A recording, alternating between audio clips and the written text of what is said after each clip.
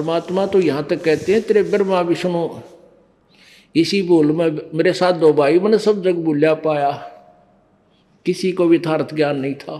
इसी बोल में ब्रह्मा भूलिया जिसने चारों वेद सरसाया, और वेद पढ़ के पंडित भूलिया वो मर्म भेद नहीं पाया।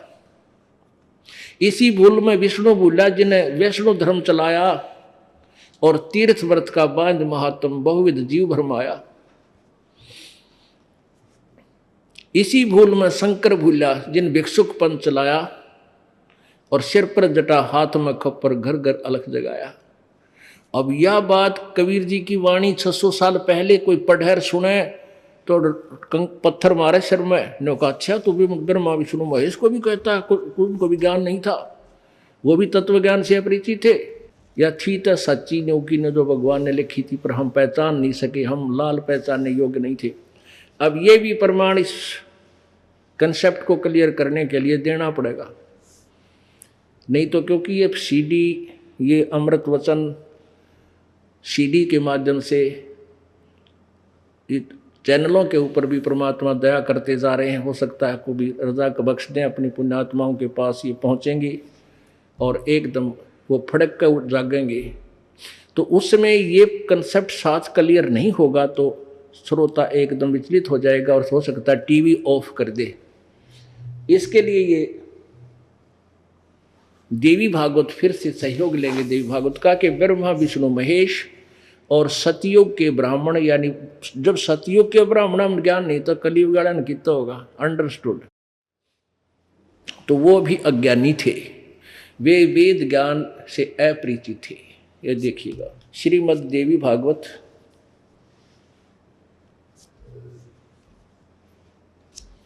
गीता प्रेस गोरखपुर से प्रकाशित है।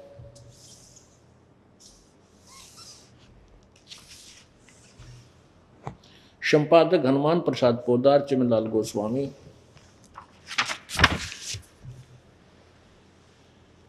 प्रकाशक व मुद्रक हैं गीता प्रेस गोरखपुर, गोविंद भवन कार्यालय कोलकाता का संस्थान।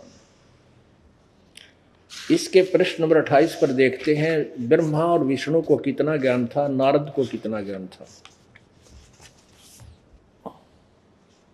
संक्षिप्त देवी भागवत प्रथम सकंद प्रश्न नंबर 28 पे।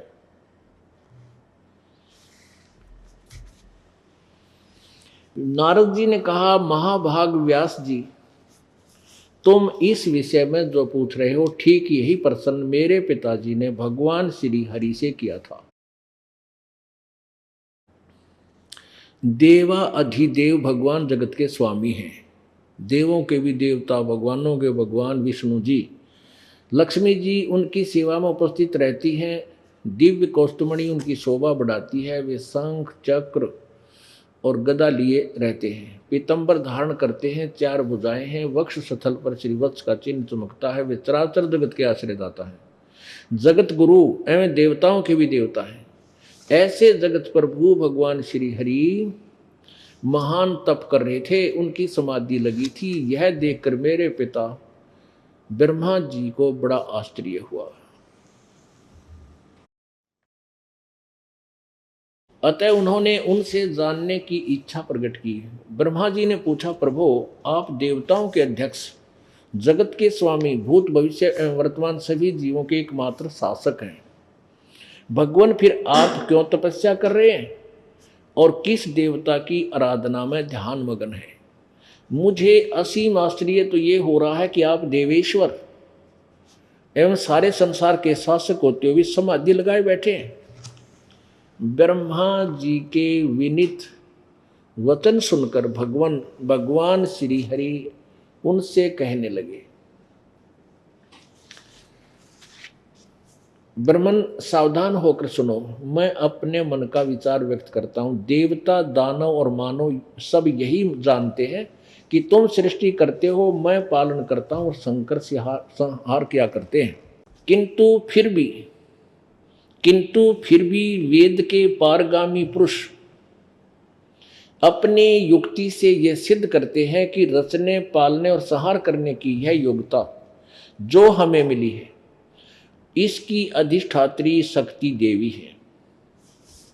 आगे देखिए, उस शक्ति के अभाव में तुम इस संसार की सृष्टि नहीं कर सकते, मैं पालन करने में सफल नहीं हो सकता, और रुद्र से संहार कार्य होना भी संभव नहीं। ब्रह्मा जी, हम सभी उस शक्ति के सहारे अपने कार्य में सदा सफल होते हैं। सुवर्त प्रत्यक्ष और परोक्ष दोनों ही उदाहरण मैं तुम्हारे सामने रखता हूँ। सुनो, यह निश्चित बात है कि उस शक्ति के अधीन होकर ही मैं इस शेष नाग की सैया पर सोता और सृष्टि करने का अवसर आते ही जाग जाता हूं।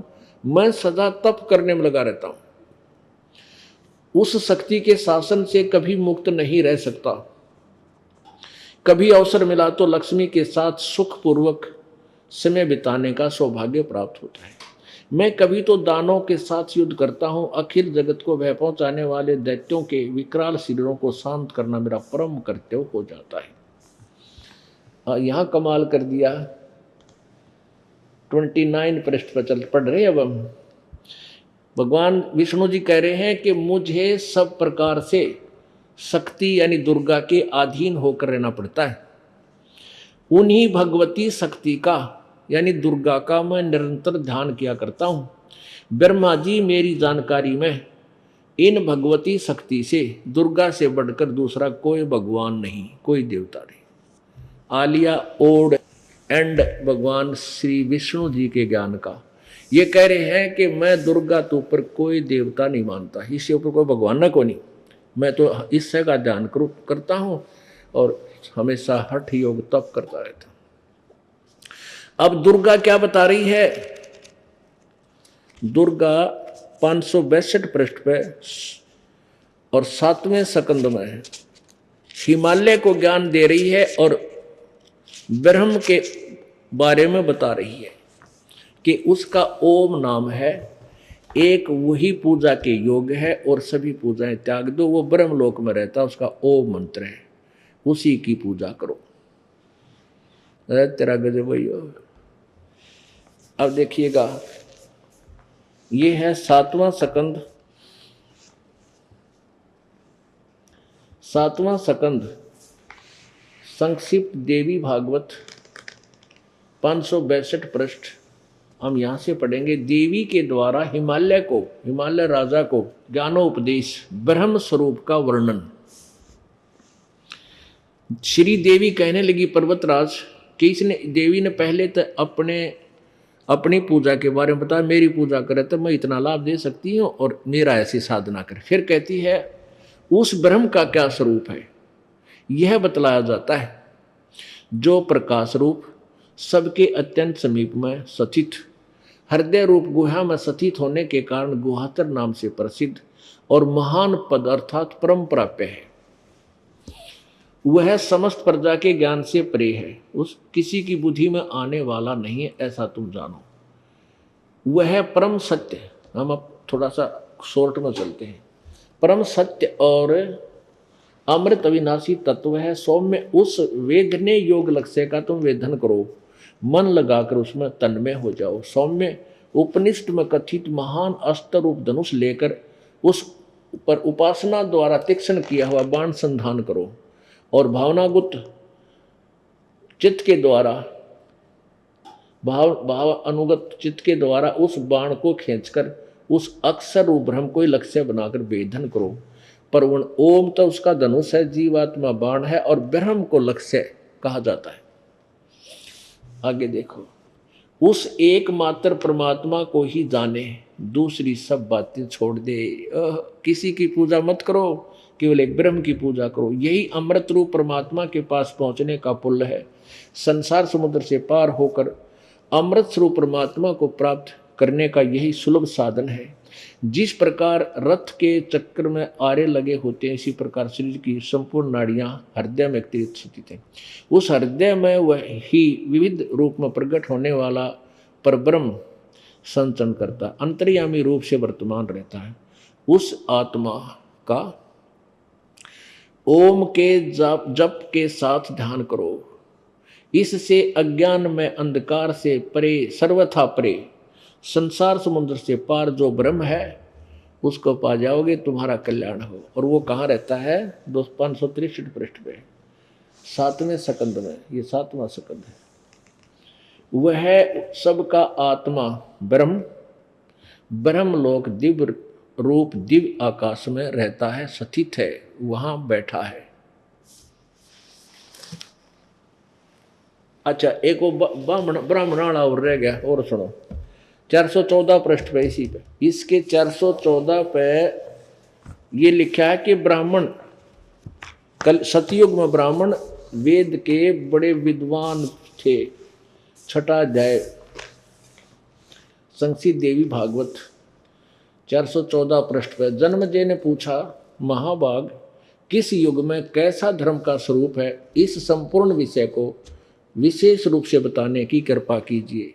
व्यास जी बोले, जन्मेजय को बता रहे हैं व्यास, वेद व्यास जी तो राइटर ऑफ द पुराण, पुराणों का लेखक। राजन, यह निश्चय है कि सतयुग में ब्राह्मण वेद के पूर्ण विद्वान थे और उनके द्वारा निरंतर भगवती जगदम्बिका की आराधना होती थी। भगवती का दर्शन करने के लिए उनका मन सदा ललायित रहता था। जय हो वेद व्यास की। अब देख लो पुण्यात्मा, हाथों हाथ सच्चाई मिलेगी आपको, हाथों हाथ। दास गरीब उधार नहीं है, सौदा रोकम रोक, रोकम माने नगदा नगदी। अब सतयुग के ब्राह्मण वेद के पूर्ण विद्वान थे और दुर्गा की पूजा करते थे, और दुर्गा कह रही है तुम ब्रह्म की पूजा करो, और सब पूजाएं त्याग दो, उसका वो मंत्र है। और ब्रह्म कह रहा गीता जी में उस 18वें अध्याय के 62वें श्लोक में कहा कि अर्जुन तू सर्वभाव से उस परमेश्वर की शरण में जा जिसकी कृपा से तू परम शांति और शाश्वत स्थान में को प्राप्त होगा। उसके विषय में बताया है 8वें अध्याय के 3रे श्लोक में कि वो परम अक्षर ब्रह्म है। गीता जी अध्याय नंबर 8 के श्लोक नंबर 13 में गीता ज्ञानदाता कहता है, मेरा एक वो मंत्र है, मुझ ब्रह्म का केवल एक वो मंत्र है, इसका अंतिम श्वास तक सुमन करता हुआ जो जाता है वो मुझे प्राप्त होता है, मेरे वाली गति से को प्राप्त होता है। अपनी गति को 7वें अध्याय के 18वें श्लोक में कहता है वो तो अनुत्तम है, अश्रेष्ठ है, क्योंकि 4थे अध्याय के 5वें और 9वें श्लोक में कहा कि मेरे और तेरे अर्जुन बहुत जन्म हो चुके हैं, यानी जन्म मृत्यु मेरी भी होती है तेरी भी होती है, हम पूर्ण मोक्षदायक, पूर्ण मोक्ष प्राप्त नहीं है। और फिर बताया कि उस परमात्मा तत्वदर्शी संत की खोज कर 4थे अध्याय के 34वें श्लोक में, और उसकी पहचान 15वें अध्याय के प्रथम श्लोक में बताई है। फिर बताया 15वें अध्याय के 4थे श्लोक में कि जब तुझे तत्वदर्शी संत प्राप्त हो जावे उसके पश्चात उस परमेश्वर के परम पद की खोज करनी चाहिए, जहां जाने के बाद लौटकर फिर संसार में प्राणी कभी नहीं आता, उसका कभी जन्म मृत्यु नहीं होता, और जिसने सारे ब्रह्मांडों की रचना की है, और मैं भी उसी की शरण हूं। इसलिए 18वें अध्याय के 62वें श्लोक में कहा कि अर्जुन तू सर्वभाव से उस परम अक्षर ब्रह्म, उस पूर्ण परमात्मा की शरण में जा, परमेश्वर की शरण में जा, जिसकी कृपा से तू परम शांति और शाश्वत स्थान यानी सनातन परम धाम यानी सतलोक को प्राप्त होगा। अब पुण्यात्माओं,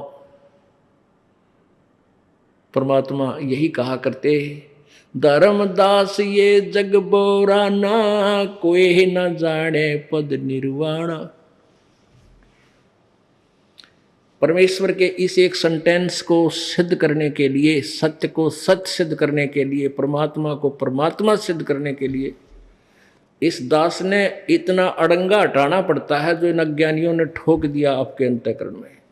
उसके लिए ये रेगमार, अपने सदग्रंथ रेगमार का काम करते हैं, ये रह रह कर आपको दिखाए जाते हैं सदग्रंथ गीता जी, पुराण, वेद, ताकि आपके अंतःकरण में जमा वो अज्ञान का मैल साफ हो जाए और फिर ये ओरिजिनल पेंट आपके ऊपर स्प्रिंकल कर दूं, यानी ऐसा जचा दिया फुहारा ला के फिर नहीं उतरे कदे। तो ये क्या बताते हैं, धर्मदास ये जग बोराना, कोई न जाने पद निर्वाण। ओह, परमात्मा अपनी प्यारी आत्मा को आपने ऋग्वेद मंडल नंबर 9 सूक्त नंबर 86 के श्लोक नंबर 26-27 में और सूक्त नंबर 82 के ऋग्वेद मंडल नंबर 9 सूक्त नंबर 82 के 1, 2, 3 मंत्र में और ऋग्वेद मंडल नंबर 9 सूक्त नंबर 96 के मंत्र 16 से लेकर 20 तक देखा कि वो परमात्मा सतलोक से चलकर आता है, स्वयं ही अपने दृढ़ भक्तों को, श्रेष्ठ आत्माओं को, अच्छी आत्माओं को, पुण्य आत्माओं को मिलता है और अपना तत्व ज्ञान प्रचार करता है। वो कविताओं के माध्यम से उस ज्ञान का उच्चे स्वर से उच्चारण करता रहता है, अपने आप बोलता रहता है, कहीं खड़ा होकर तंबूरा सा ले लिया, गाता रहता है, लोग इकट्ठे हो जाए, फिर अपनी वाणी, अमृत वाणी उनको सुनाता है। और वो कविताओं के माध्यम से अपना ज्ञान प्रचार करने के कारण उसको वो प्रसिद्ध कवियों में से भी एक प्रसिद्ध होता है, प्रसिद्ध कवि की उपाधि भी वो प्राप्त करता है, कवि नाम पदवी। लेकिन वो परमात्मा होता है। और परमेश्वर खुद कहते हैं, चारों युग में संत पुकारे और कूक कहा हम हेल रे, हीरे माणक मोती बरस हैं ये जग चुगता ढेल रे। परमेश्वर स्वयं कहते हैं कि चारों युग में आते हैं हम, मैं भी आवाज लगा लगा कर हेल माने ऊंची आवाज में बोलकर सुनाता हूं, आवाज लगाकर रुके मार कर कह रहा हूं। और मेरे संत भी मेरी महिमा से परिचित होने के बाद वो भी ऐसे ही ढोल के डंके पर सत्य बोलते हैं। लेकिन ये भोली आत्मा, ये कंकर पत्थर लालड़ी, ये डले ढो रहे हैं और तत्व ज्ञान रूपी उन मोती और हीरों से अपरिचित होने से उनको स्वीकार नहीं करते। पर भी लेन जात है दुनिया, हमरा ज्ञान किने ना सुनिया। वहाँ पर भी लेन जा धक्के खाने, पर भी कहीं कुंभ का मेला लग गया, इसमें पर भी लगेगी। वहाँ देखो एक जोड़ में तालाब में स्नान करने के लिए कट हो जाए, इतनी बड़ी आत्मा वहाँ पहुँच जाते हैं। परमात्मा कहते हैं वहाँ सैकड़ों किलोमीटर जाकर पर भी लेने जाते हैं, हमारा ज्ञान कोई नहीं सुनता। अब सुनेंगे, क्योंकि अब शिक्षित समाज है। धर्मदास ये जग बोराना, कोई न जाने पद निर्वाणा, यही कारण मैं कथा पसारा, जग से कहिए एक राम न्यारा। इन सब से एक अलग राम है, उसके विषय में मैं बताने आया हूँ। अपनी महिमा आप पे सुनावे, आप पे आरती आप पे साजे, आप पे किंगर आप पे बजे, आप पे ताल जहाँ जनकारा, आप नचे आप देखण हारा। कहे कबीर ऐसी आरती गाऊं, आप पे मध्य आप पे समाऊं। तो परमेश्वर ने आप ही दास बनना पड़ा, आप ही तत्वदर्शी संत बनना पड़ा, अपनी महिमा आप ही बतानी पड़ी। यही ज्ञान जग जीव सुनावो, सब जीवों का भरम नसाओ। जो कथा मैंने तुझे सुनाई है सृष्टि रचना की, ये सबको सुना दे और सबका भरम मिटा। अब मैं तुमसे कहूं चिताई, त्रिदेवर की उत्पत्ति भाई। इन तीनों देवताओं का जन्म बताता हूं, कैसे हुआ ब्रह्मा विष्णु महेश जी का। अब मैं तुमसे कहूं चिताई, त्रिदेवन की उत्पत्ति भाई। कुछ संक्षेप कहूं गहुराई, सब संशय तुमरे मिट जाई। भरम गए जग वेद पुराना, आदि राम का भेद न जाना। राम राम सब जगत बखाने, आदि राम कोई बिरला जाने। राम राम तो सब कहें, भगवान बदले रहे भगवान बदले, लेकिन वो आदि राम, वो सनातन ब्रह्म, वो परमेश्वर पूर्ण परम अक्षर ब्रह्म के विषय में कोई बिरला ही जानता है, बिरला। गीता जी अध्याय नंबर 7 के श्लोक नंबर 19 में कहा है, गीता ज्ञानदाता कहता है, बहु नाम जन्मा नाम अंते ज्ञानवान माम प्रपद्ये। ओहो। और वासुदेव सर्वमिति स्वयं आत्मा सु दुर्लभ। बहु नाम जन्मा नाम अंते, यानी बहुत जन्म मनुष्य के, कोई बहुत सारे जन्म किसी को प्राप्त हुए हों, उसके किसी एकाध जन्म में, अंत के जन्म में कोई मुझे ब्रह्म साधना करता है। और वासुदेव सर्वमिति, वासुदेव माने सर्वगतम ब्रह्म, सबका मालिक, कुल का मालिक, ओवरऑल कंट्रोलर, उसको वासुदेव बोलते हैं, जिसकी प्रभुता सभी के ऊपर हो। तो ब्रह्मा विष्णु महेश ये तो केवल 3 लोक के एक एक विभाग के मिनिस्टर मंत्री राम प्रभु स्वामी हैं। एक ब्रह्मांड में पृथ्वी लोक, ऊपर स्वर्गलोक और नीचे पाताल लोक, इन 3 लोकों पर ये एक एक विभागीय राम है, मंत्री हैं, मालिक हैं। रजगुण विभाग के ब्रह्मा जी, सतगुण विभाग के विष्णु जी, तमगुण विभाग के शिव जी, और इनका पिता एक ब्रह्मांड में ये ब्रह्म समझो मुख्यमंत्री है, ये भी स्वामी है। लेकिन ये वासुदेव नहीं है, सब ब्रह्मांडों के ऊपर इनका अस्तित्व नहीं है, सब जगह व्यापक नहीं है। वासुदेव माने सब जगह जिसकी सत्ता हो, जो सबके जिसके अंतर्गत सब ब्रह्मांड आते हो। पर ब्रह्म जो अक्षर पुरुष है वो 7 संख ब्रह्मांड तक ही सीमित है, वो भी वासुदेव नहीं है।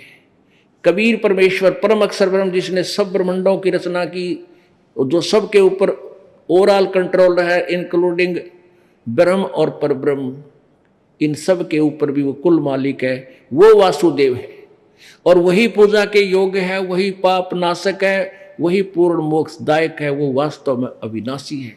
कहते हैं ये बताने वाला महात्मा संत तो तुझे बहुत मुश्किल से मिलेगा। इनका अनुवाद ही गलत किया अनुवादकर्ताओं ने। इसका वास्तविक अर्थ ये बनता है कि बहुनाम जन्मानाम अंते ज्ञानवान माम प्रपद्यते। बहुत बहुत के जन्मों में, अंत के जन्म में कोई ज्ञानी आत्मा जो मेरे ब्रह्म तक भक्ति करती है, नहीं तो नीचे देवी देवता उलझे रहते हैं ये। और वासुदेव सर्वमिति, ये वासुदेव ही सब कुछ है, स महात्मा सुदुर्लभ है। ये ज्ञान देने वाला तो बड़ी मुश्किल से वो संत मिलेगा। तो यही परमात्मा कह रहे हैं परमेश्वर कबीर जी।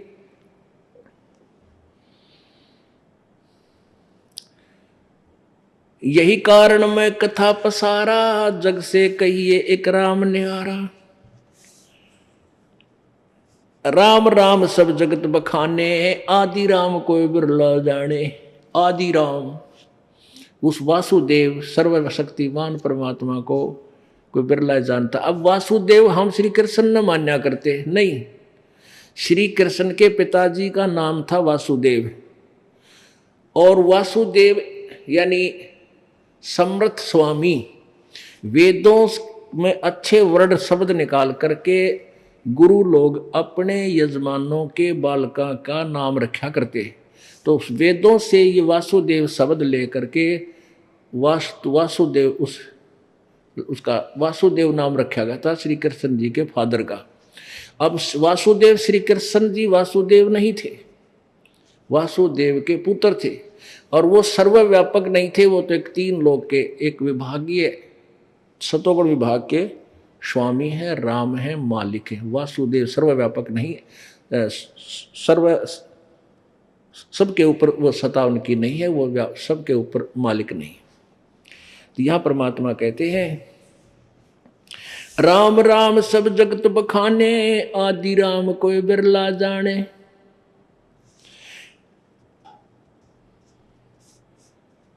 ज्ञानी सुने सो हृदय लगाई, मूर्ख सुने तो गम ना पाई। कहते ये ज्ञान जो मैं तुझे बताने जा रहा हूं, इसको बुद्धिमान व्यक्ति सुनेंगे, सीने से लगाएंगे इस ज्ञान को।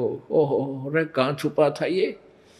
और बुद्धू होंगे मूर्ख, उनका समझ को नहीं आवे, उनका झूठ बोला है। आँखें दिखा रहा हूँ, सामने प्रमाण रूबरू कर रहा हूँ, फिर भी नहीं के और वही बन रहे हो तो वो तो मूर्ख होते हैं। परमात्मा कहते हैं जो इतना प्रत्यक्ष ज्ञान देख कर भी हमारे पास नहीं आते हैं, हमारे ज्ञान को नहीं सुनते हैं, और उन चतुर प्राणी यानी उन चतुर संतों के अज्ञानियों के चिपके रहते हैं। उनके विषय में क्या बताया कि चतुर प्राणी चोर हैं, मूड मुग्ध हैं, ठोठ, संतों के नहीं काम के, उनको 2 गलजोट कि आख्या देख के भी जो नहीं मानते। और उन चतुर प्राणी अज्ञानियों के चिपके पड़े हैं जो चतुरता से मूर्ख बनाए बैठे हैं। तो कहते हैं चातुर प्राणी चोर हैं। वो तो चोर हैं, चोर का अर्थ है वो सही ज्ञान प्रचार नहीं कर रहे हैं, वो तो झूठे हैं, झूठा ज्ञान प्रचार कर रहे हैं। अब वो तो सच्ची सामने आने नहीं देंगे, वो तो बताएंगे नहीं सच। आपने खुद लाल लालड़ी पहचाननी पड़ेगी। तो इसलिए कहते हैं वो चातुर प्राणी तो चोर हैं और वो मूड मुग्ध है ठोठ, जो प्रत्यक्ष उनकी इतिहास देख करके वो सारा झूठ बोल रहा, उनके पास कोई ज्ञान नहीं, मंत्र नहीं, और फिर भी नहीं इधर आ रहे, तो कहते हैं हमारे काम के नहीं है वो। उन कहते उनने के गल जोट दो, यानी वही गल जोटने का अर्थ होता है एक दूसरे के रस्सा बांध दिया अगर पशु का पशु तो वो कट्ठे धक्के खाए जा।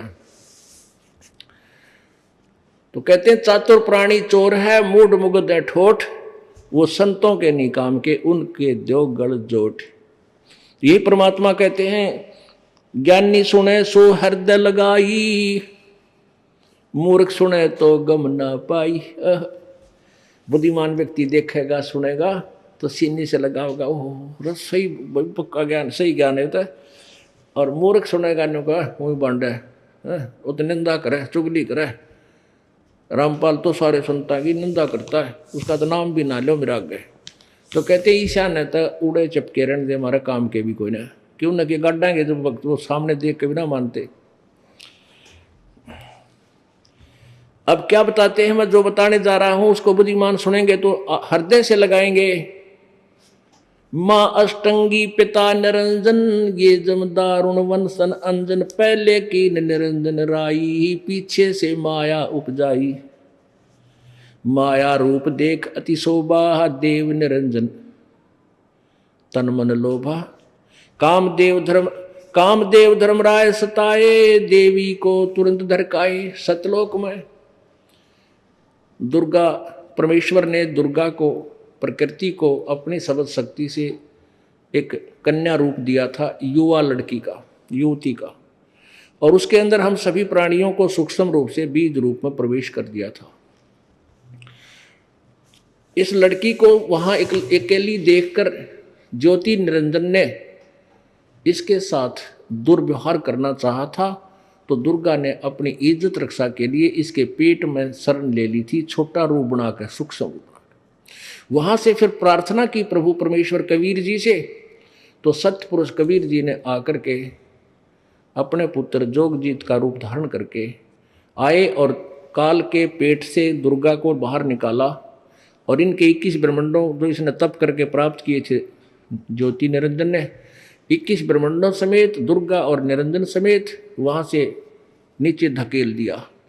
16 शंख कोश की दूरी पर, नील पद्म शंख, 16 शंख कोश की दूरी पर ये 21 ब्रह्मांड आकर चक्कर काटने लगे।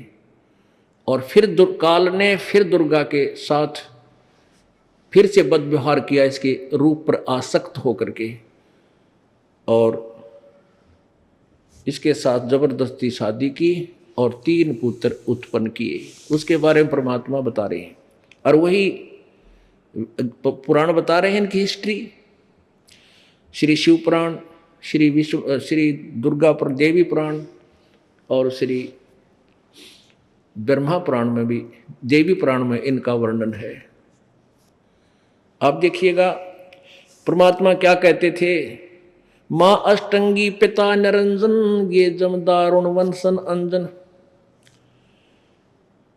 पहले की निरंजन राई, पीछे से माया उपजाई। पहले परमात्मा की शब्द से, कबीर जी के शब्द से, वचन से निरंजन की उत्पत्ति हुई थी अंडे से, और फिर दुर्गा को परमात्मा ने ही उत्पन्न किया था। पहले की निरंजन राई, ज्योति निरंजन, ये भगवान, ये ब्रह्म यहाँ का पैदा किया परमात्मा ने, और पीछे से माया दुर्गा की उत्पत्ति कबीर भगवान ने की थी, सत्य पुरुष ने। पहले की निरंजन राई, पीछे से माया उपजाई। माया दुर्गा, माया रूप देख अति शोभा, देव निरंजन तन मन लोभा। ये निरंजन देवता, ये काल भगवान कहते हैं, उस दुर्गा के ऊपर आसक्त हो गया, उसके सुंदर रूप ने देख के। कामदेव धर्मराय सताए, देवी को तुरंत धर खाए। पेट से देवी करी पुकारा, हे साहिब मेरा करो उबारा। टेर सुनी तब हम ता आए, अष्टंगी को बंद छुड़वाए। सतलोक में किन्ना दुराचारी, ही काल निरंजन दीन नकारी। माया समेत दिया भगाई, 16 शंख कोस दूरी पर आई। अष्टंगी और काल अब दोई, मंद कर्म से गए बिगोई। धर्मराय को हिकमत कीना, नखरेखा से भग कर लेना। धर्मराय कीने भोग विलासा, माया को रही तब आशा। ये दुर्गा प्रेग्नेंट हुई। 3 पुत्र अष्टंगी जाए, ब्रह्मा विष्णु शिव नाम धराए। इस दुर्गा ने, अष्टंगी ने 3 पुत्र उत्पन्न किए, इनके नाम ब्रह्मा विष्णु और शिव रखे गए। 600 साल पहले मालिक ने ये बताया था। आज वही सदग्रंथ इसका समर्थन कर रहे हैं, परमेश्वर की अमरवाणी को, अमरवाणी का। 3 देव विस्तार चलावे, इनमें यो जग धोखा खावे।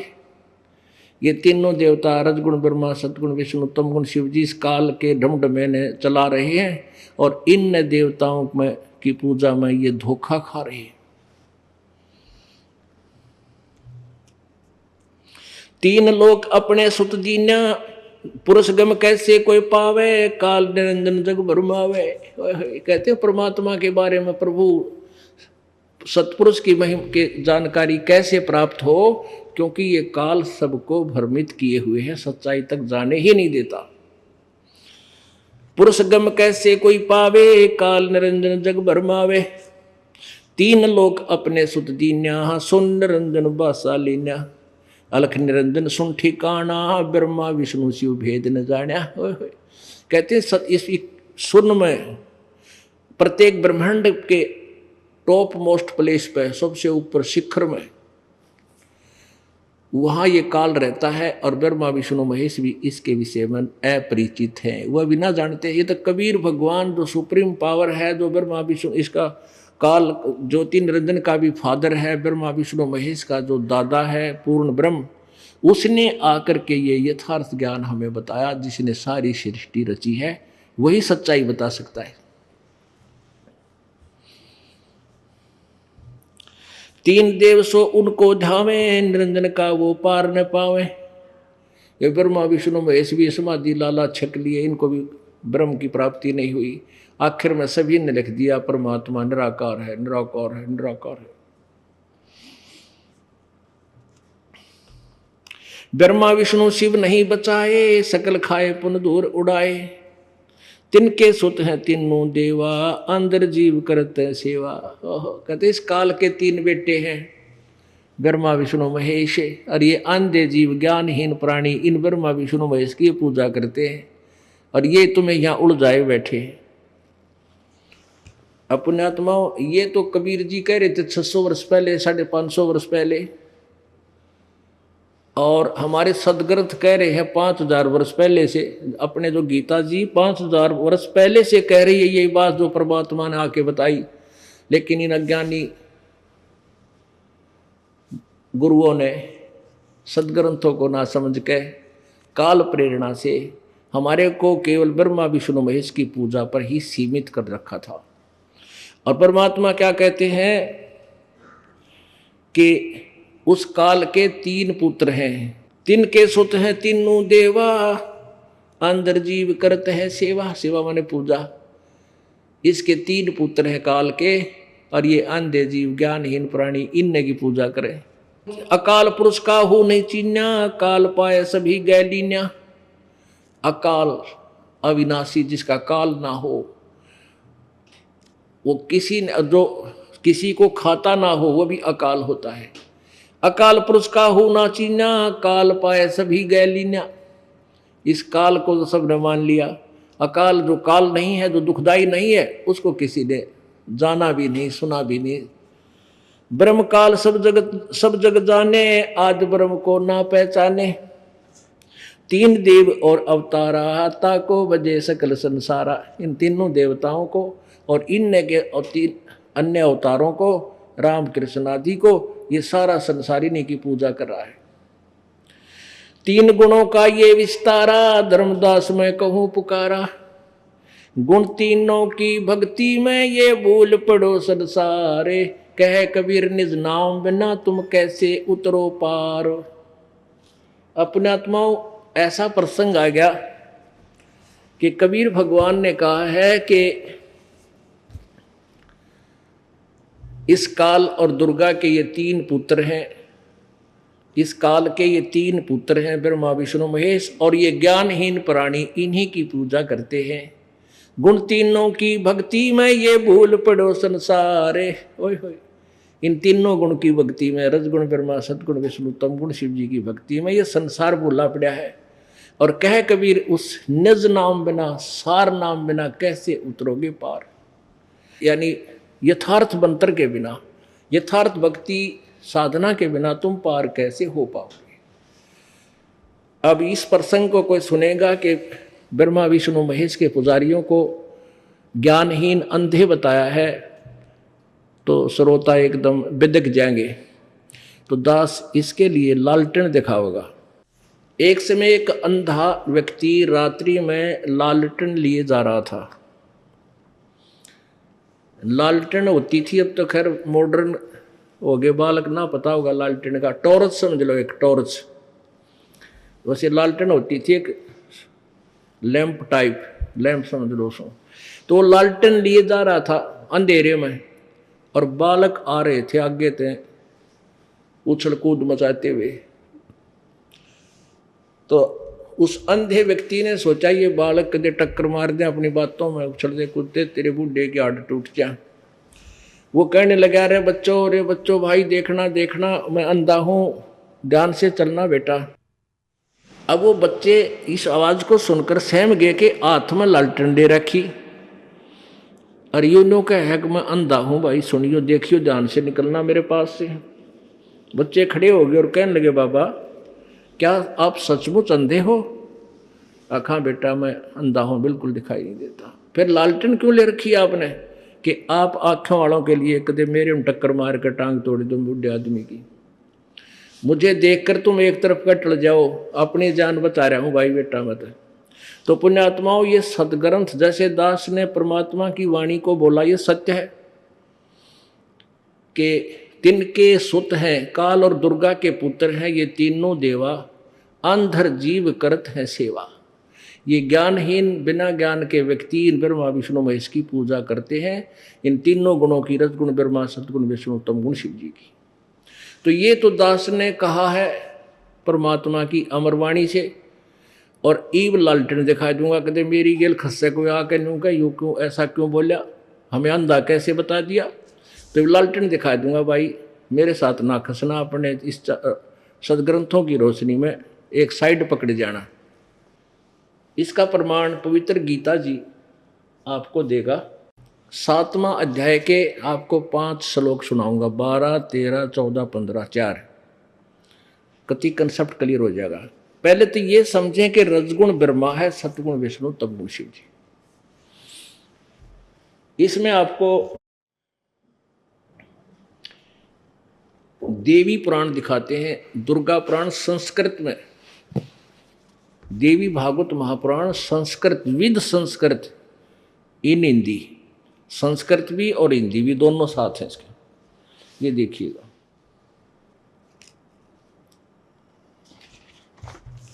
ये है अथ देवी भागवतम सभाष्टिकम सैमात्यम।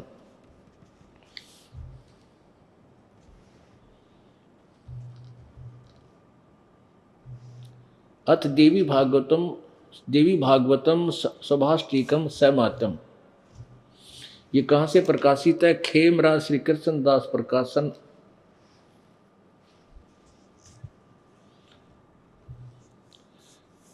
प्रकाशन बंबई 4।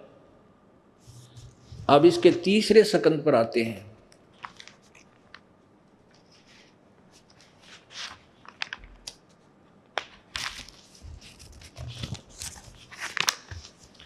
अथ श्रीमद देवी भागवते भाषा टीका युक्ते तृतीय सकंद है प्रारंभते।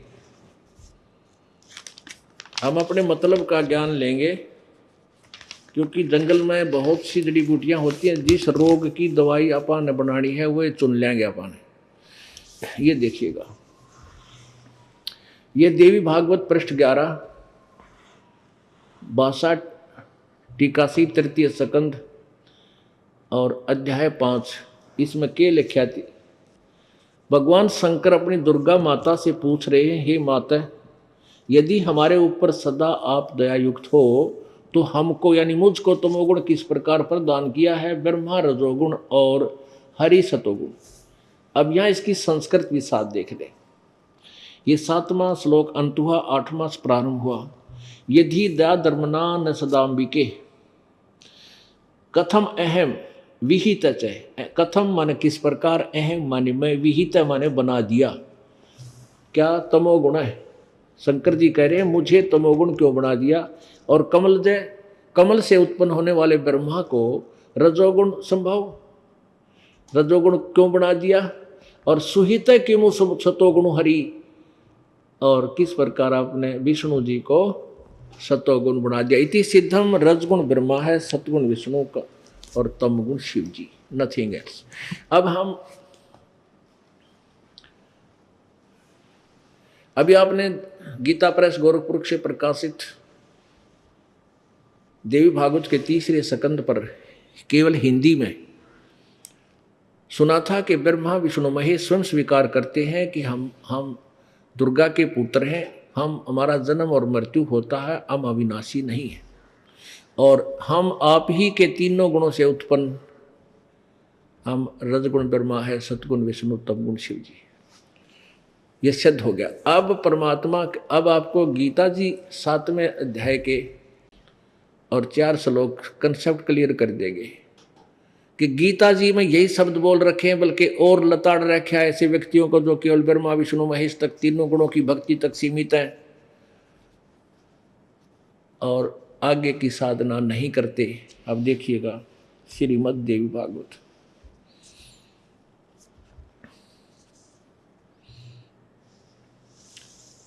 अनुवादक हैं जय दयाल गोविंद का, और प्रकाश कहाँ से प्रकाशित है ये, गीता प्रेस गोरखपुर से। प्रकाशक में मुद्रक हैं गीता प्रेस गोरखपुर, गोविंद भवन कार्यालय कोलकाता का संस्थान। अध्याय नंबर 7 और श्लोक नंबर हम 12 से प्रारंभ करेंगे। ये देखिएगा, अध्याय नंबर 7 श्रीमद् भगवत गीता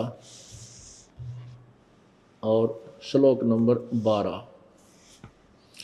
और भी जो सतोगुण से उत्पन्न होने वाले भाव हैं और जो रजोगुण से तथा तमोगुण से उत्पन्न होने वाले भाव हैं, उन सबको मुझसे ही होने वाले हैं ऐसा जान, परंतु उनमें वास्तव उनमें मैं और वे मुझ में नहीं हैं। अपने आत्माओं, ये गीता ज्ञान कौन दे रहा है? ये श्री कृष्ण जी के शरीर में प्रवेश करके ये ब्रह्म काल बोल रहा है, जो गीता जी के 11वें अध्याय के 32वें श्लोक में कहता है, मैं काल हूँ अर्जुन, अब सबको खाने के लिए अब परवर्त हुआ हूँ। श्री कृष्ण के शरीर से निकलकर बाहर विराट रूप दिखा दिया, कहते यू है मेरा काल रूप। अब एक बार और देखिएगा, अब एक बार श्री शिव पुराण को देखिएगा, इसमें से हम लेंगे कि ये काल कह रहा है कि इसमें शिव पुराण में लिखा है कि इस प्रकार तीनों देवताओं में गुण है, रजगुण ब्रह्मा, सतगुण विष्णु, तमगुण शिव जी, और लेकिन वो शिव वो गुणातीत कहा, इनसे नारा कहा जाता है। देखिएगा शिव पुराण गीता प्रेस गोरखपुर से प्रकाशित है।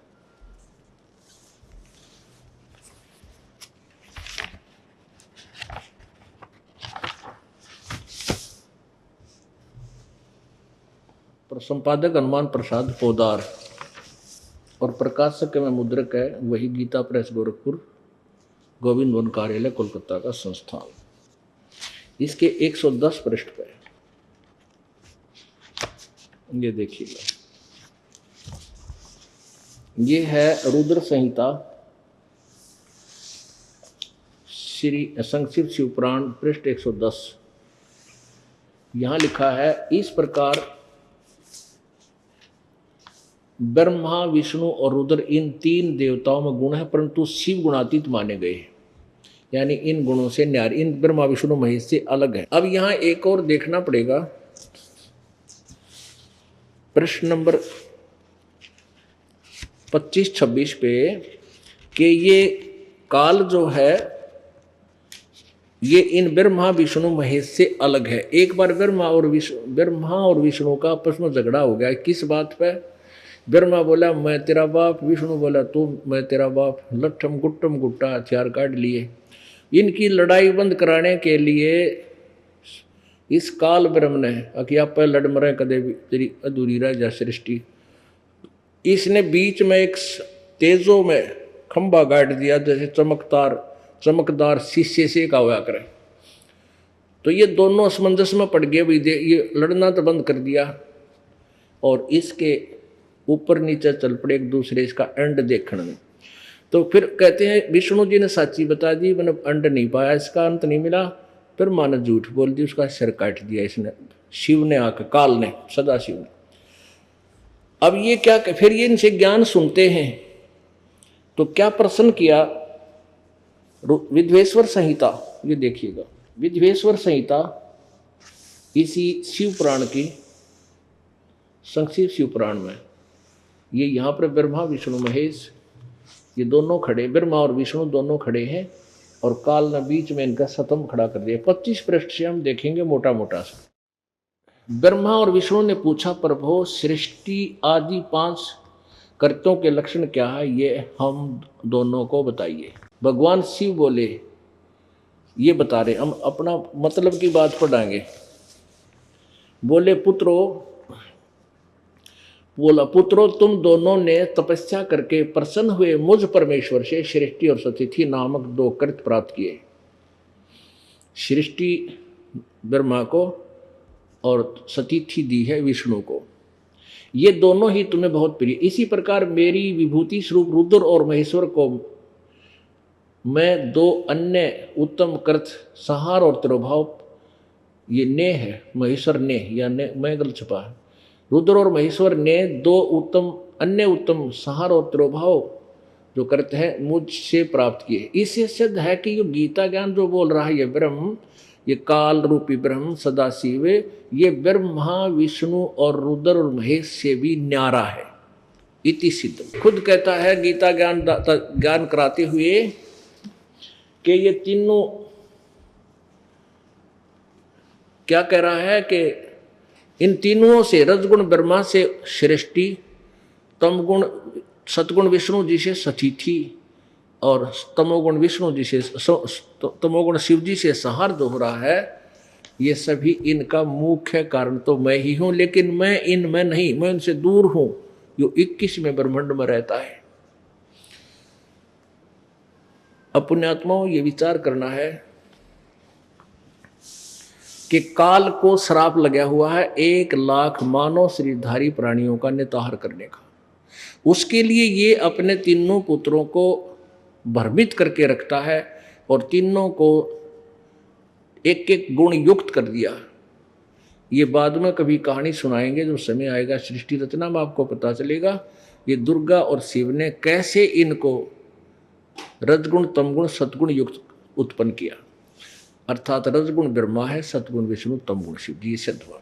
तो यहाँ गीता जी अध्याय नंबर 7 के श्लोक 12 में जो कहा है कि सतगुण विष्णु से तो तमगुण से और रजगुण से जो भी भाव उत्पन्न होते हैं, रजगुण से ब्रह्मा से उत्पत्ति, सतगुण विष्णु से सृष्टि सतिथि और तमगुण शिव जी से जो संहार हो रहा है, इसका मुख्य कारण तो मैं ही हूँ, परंतु मैं इनके आसपास नहीं, इनसे गुप्त रहता हूँ, अलग रहता हूँ। फिर देखिए अब ये समझ में आओगी 4 श्लोक, अध्याय 7 फिर 12 पढ़िए। और भी जो सतगुण से उत्पन्न होने वाले भाव हैं और जो रजोगुण तथा तमोगुण से उत्पन्न होने वाले भाव हैं, उन सब को तो मुझसे ही होने वाले ऐसा जान, परंतु वास्तव उनमें मैं और वे मुझ में नहीं है। अब 13वें में गुणों के कार्य रूप सात्विक, राजस और तामस, इन तीनों प्रकार के भावों से सारा संसार प्राणी समुदाय मोहित हो रहा है। इन तीनों गुणों से परे, ब्रह्मा विष्णु महेश से ऊपर परे मुझ अविनाशी को नहीं जानता। ये ब्रह्म कह रहा है कि ये ब्रह्मा विष्णु महेश तक इनकी बुद्धि सीमित है, इन तीनों गुणों को इन्हीं की पूजा में लगे रहते हैं, इनसे परे मुझ ब्रह्म को नहीं जानते। आगे देखना 7वें अध्याय का 14वां श्लोक। क्योंकि यह अलौकिक अति अर्थात अति अद्भुत त्रिगुणमय मेरी माया, रजगुण ब्रह्मा, सतगुण विष्णु, तमगुण शिव जी के द्वारा फैलाया गया जाल, माया माने जाल भी होता है, मेरी माया बड़ी दुस्तर है। त्रिगुणमयी मेरी माया बड़ी खतरनाक है। और जो पुरुष जो साधक मुझको निरंतर भजते हैं यानी ब्रह्म साधना करते हैं, वो इस माया का उल्लंघन कर जाते हैं, वो ब्रह्मा विष्णु महेश से मिलने वाले लाभ से ऊपर उठ जाते हैं। इसका ये अर्थ है। आगे देखना 15वें में तोड़ पाड़ दिया, कमाल कर दिया। माया के द्वारा ओहो ब्रह्मा विष्णु महेश से मिलने वाले लाभ तक ही जो सीमित है, इनसे आगे इनकी बुद्धि उठती नहीं। जिनका ज्ञान धरा जा चुका है, यानी ब्रह्मा विष्णु महेश तक की जो पूजा करते हैं, वो आसुर स्वभाव को धारण किए हुए मनुष्यों में नीच और तेरा गजब हो, और दूषित कर्म करने वाले मूर्ख माम मुझको नहीं भजते, मेरी पूजा नहीं करते, ब्रह्म कह रहा है। अब कर दिया कंसेप्ट क्लियर गीता जी ने कि तीनों गुणों रजगुण ब्रह्मा, सतगुण विष्णु, तमगुण शिव जी के द्वारा ही तक जिनका बुद्ध ज्ञान हरा जा चुका है, इनकी महिमा से आगे कोई सुनने को तैयार ही नहीं है, इन्हीं की तक पूजा करते हैं। वो आसुर स्वभाव को धारण किए हुए राक्षस स्वभाव को, मनुष्यों में नीच दूषित कर्म करने वाले मूर्ख है। वो कहते मेरी साधना भी ना करते, ब्रह्म तक की भी साधना ना करते। फिर 7वें अध्याय के 16, 17 में और 18 में अपनी महिमा, अपने ज्ञान, अपनी साधकों के विषय में बताया है। वो कहते हैं मेरी साधना, ब्रह्म साधना भी 4 प्रकार के करते हैं, और मेरे वाली साधना करने वाले ज्ञानी जो अच्छी आत्मा है वो है तो अच्छी आत्मा, लेकिन मेरे 7वें अध्याय के 18वें श्लोक में, लेकिन वो मेरे वाली अनुत्तम घटिया साधना में व्यस्त है। और 7वें अध्याय के 19वें श्लोक में कहा कि बहुत से जन्मों के अंत के जन्म में कोई ज्ञानी मेरी ब्रह्म तक की साधना करते ना, तो नीचे के शतरमुर्जे रहते हैं। और वासुदेव सर्वशक्तिमान परमात्मा के विषय में जानकारी देने वाले महात्मा बहुत थोड़े हैं भाई। अब ये राक्षस स्वभाव तीनों देवताओं के रजगुण ब्रह्मा, सद्गुण विष्णु, तमगुण शिव जी के पुजारियों को ऐसी उपमा क्यों दी? जैसे उदाहरण हिरण्यकशिपु ने रजगुण ब्रह्मा जी की साधना की थी, अपने पुत्र का शत्रु हो गया, उससे सिद्धि प्राप्त करके हल्दी की गांठ लेकर पंसारी बन गया। अपने पुत्र प्रहलाद का शत्रु बन गया और राक्षस कहलाया। परमात्मा ने आकर उसका पेट पाड़ा नरसिंह रूप धारण करके। अब जैसे भगवान शिव तमोगुण की साधना की थी,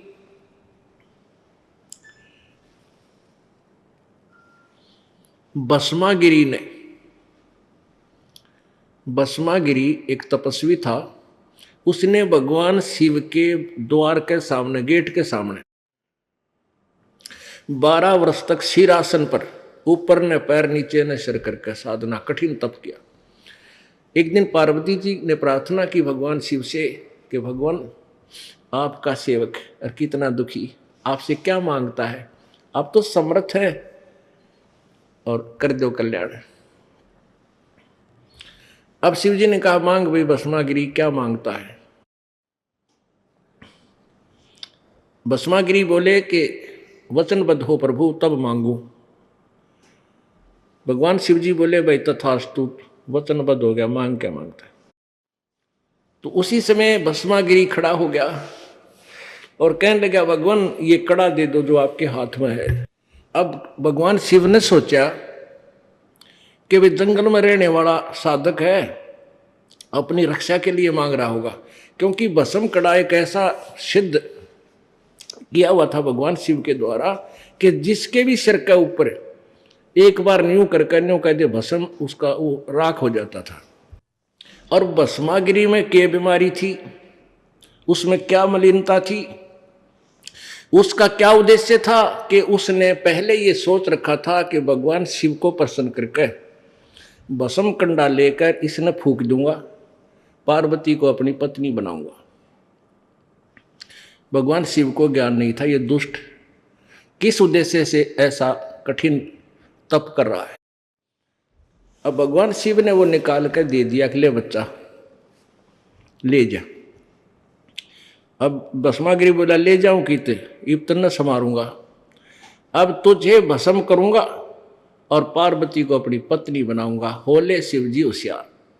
भगवान शिव जी ने देखा तो दुष्ट रह पीछे पड़ दिया सचमुच। तो भगवान शिव जी आगे आगे और भस्मागिरी पाछे पाछे जैसे जोटे बाज जाग रहे। अब पुण्यात्माओं यहाँ विचार करो, जिन भगवानों को हम अविनाशी कहते थे तो भस्म कड़े डर के क्यों भाग लिया। अविनाशी होता तो कहता आजा भाई करे, आधे खुतरे कड़े ने। जैसे परमात्मा कबीर जी को उबलते तेल के कढ़ाई में डाल दिया, नहीं जले न्यू के न्यू बैठे भगवान। जेरे कुएं में डाल कर ऊपर काकर पत्थर झाड़ अड़ंगा ठोक दिया, सिकंदर लोधी के दरबार में बैठे पाए भगवान। अविनाशी तो इनको कहते हैं। अब भगवान ने परमेश्वर ने आके, अब हम तो विष्णु जी कहा करते थे, कोई बात नहीं, वो महिमा का भूखा नहीं है प्रभु। तो कहते हैं फिर विष्णु जी ने आकर के पार्वती रूप बना के और भस्मागिरी का आगे खड़ी हो गई। भस्मागिरी भी रुक गया, उसको पता था शिव जी तो डटे नहीं, तेरे हाथ में जब तक कड़ा भस्म कड़ा है। पार्वती आए गई, बस ठीक है, इसकी सुनते हैं क्या कहना चाहती है। तो पार्वती रूप में भगवान ने कहा क्यों भाग रहे हो, अब वो नहीं आएगा तेरे पास जब तक बड़ा भस्म कड़ा है। आजा डांस करके दिखा मुझे। अब आपको पता है इस कथा का वैसे तो भस्म कड़ा से वो गंड हाथ नाच नचाया।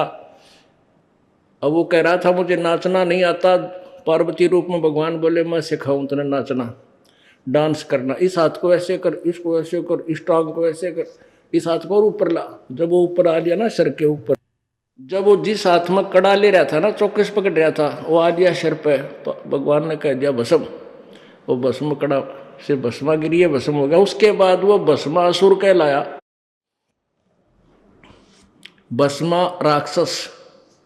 पहले भस्मगिरी था, भस्मागिरी। ये गिरी पुरी नागा नौगढ़ नाथ ये सारे तमोगुण शिव के पुजारी हैं।